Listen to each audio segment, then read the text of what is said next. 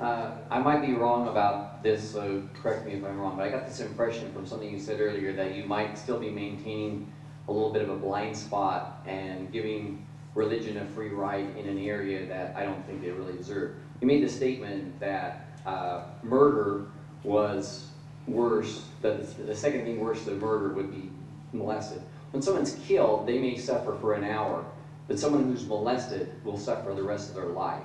And so, to me, I think that comes from my point of view. Maybe you see it differently, you just explain however you feel. But to me, that seems like you're giving a free card. Religion is going to say that murder is a lot worse, and that if you're molested, it's not that big of a deal because things will work out later. But that's just because religion has been involved in child molesting since day one. And so, I want to know what you. That's my opinion. But yeah, no, you're right. I actually said it. Society views it, and I think that the legal penalties for murder are more than child abuse. That's all I was saying. But I've dealt with literally hundreds and hundreds of sexual abuse victims from the clergy, and they are the most heroic and the most messed up people in the world. So I would rather be murdered than be molested by my priest. If that's what you're asking. One more. As you know, many of us, not me personally, but have lost separation from family and such. I was wondering what how your wife took this news and your kids.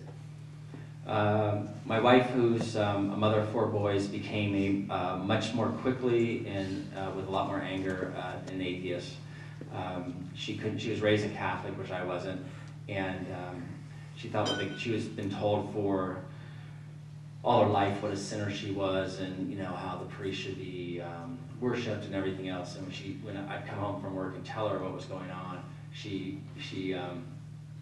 just incredibly angry atheist.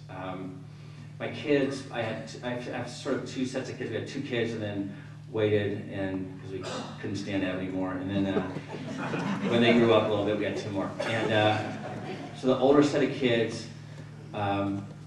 When the article came out in the paper, I sat down, I was like shaking. I'm like, okay, this is coming out tomorrow, read the story. They were like 17 and 15 at the time. And so they read the story, and I said, let's talk about this, it's very important and everything else. And I said, what, any questions? And they looked at me and they said, well, we knew. We knew exactly where what you were about. We stopped going to church, you stopped, so they understand what's going on. My younger kids, for a long time, I treated God like Santa Claus. So if they asked about God, yeah, God made that tree, and tried to change the subject.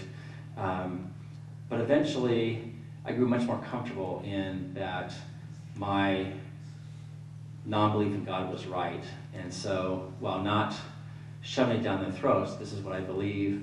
And we live in Orange County, California, which is pretty conservative. So anytime my kids go spend the night at another kid's house, and their parents know where I'm at, they rush them to church, and so they do get a little bit of a church, and that's fine.